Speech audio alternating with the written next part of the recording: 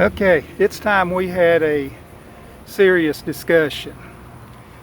As you've noticed, you've not seen many videos that I've done in the month of July. On July the 12th, well, let me start why I'm telling you this. People who follow our channel, they get to know me. I follow quite a few people on YouTube, and I really know quite a bit about their personalities and what's going on in their lives simply because I watch their YouTube channels. And I think that's a big part of it is knowing what's going on with the families and being able to watch them and learn from them, but feel like you're sort of a part of the family. So I'm going to open up and be honest to you guys on what's going on in my life. I'm not asking for any sympathy here, but I just want you to be aware. On July 12th, I went in for my 6-month pacemaker exam. Yeah, I've had a pacemaker for about 3 years. It's a kind of a hereditary thing. Not only myself, but my 2 brothers last year, they're a lot younger than I am. They had problems and issues before I did. They both had close calls, and one of them had to go to the ER, and I think the other one did, but I know one had to go to the emergency room because their pulse rate got too low. Now, I don't know that they've ever been checked, but I have a condition that is referred to as Hinkie-Bach. And what that simply means, and I may have pronounced that term wrong, I'll put it on the screen, but the valve on the right side of my heart never closes completely. It closes quite a bit, but it doesn't close tight enough and strong enough. But my Lord, I've lived with it now for 67 years, and 3 years ago I'd have been 64, right before I was 65. I never even knew I had an issue. It never bothered me. But as I have gotten older, my heart started slowing down to the point that I ended up having to have a pacemaker installed just to keep it in rhythm. And all seemed to be well. So I had that surgery, and I went every 6 months for an exam. On July 12th, I went for my normal 6-month exam, and I failed the exam. And when I say I failed the exam, the little tech looked at me, and his eyes kind of got big, and he said, there's something wrong here. And I thought, well, I don't know what it is. And he said, for the last 2 months, your heart rhythm has been way too low. Because this little dude that's in here, it's just a little implant. It records everything about my heartbeats, highs, lows, daily stuff. And that's what they do, is they download that information. And he said, for 2 months, it's not been running right. So apparently, there's either maybe some scar tissue around one of the leads, or knowing me, I've been way too active and I've stretched when I shouldn't have, and I've pulled that lead loose from my heart.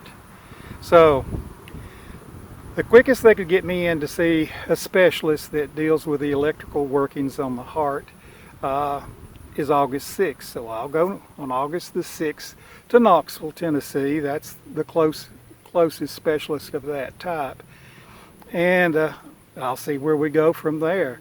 But he told me, he said, you know, normally when this happens, you're very close to when the pacemaker has to be the battery replaced. And he says, we just changed the lead out. He said, yours has only been in 3 years, so there's a lot of life left on that battery.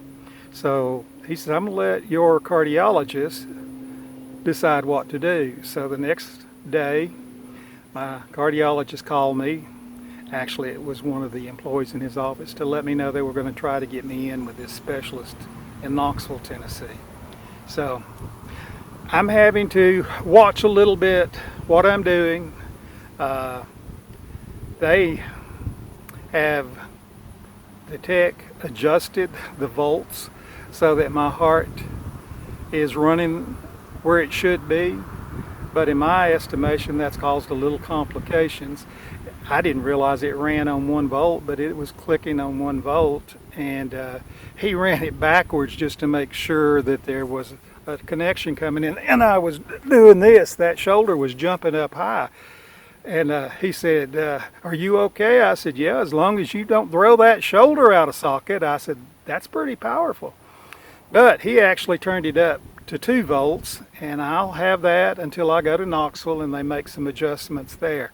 But I tell you, it's not fun having a wire that's inside your body pulsing at 2 volts, and I'm not sure whether it's the one lead that's in the heart. I didn't think to ask him, or whether it's the lead that's just dangling down in there somewhere. But now I've really felt a difference inside, so I don't have the stamina I did have, and it'll be a while before I put out videos, but don't give up on me. I'll be back to videoing just as soon as I can get squared away. I had planned to do a seeds contest just as I've always done this fall. I wanted to start it in August, but there's no way with this coming up I can get that done. So I'll let you guys know what we do as we move forward. I'm not asking for anybody's sympathy, no one. The only thing that I'd ask for you is to say before I get started with this request, I believe in the power of prayer. I think prayers are very important. I think they make a difference in people's lives. So if you want to do something for me, just pray that the outcome comes out good. Thought that was a bug, but I believe it's a little bit of sweat rolling down the back of my neck. But definitely say a prayer for me, and I'll be back making videos just as quickly as I can recover. And I really need to be setting and making some, but let's be honest, this is a lot to take in. It definitely has an effect on you that you don't even think about. I mean, we all have to face things from time to time, but I'm not looking forward to having surgery again. I remember what I went through with the pacemaker, and that didn't seem bad, but I have had surgery before that did not go as well. So it's just a little something to be apprehensive about, but I'm sure this will be fine. And as always, we appreciate each and every one of you.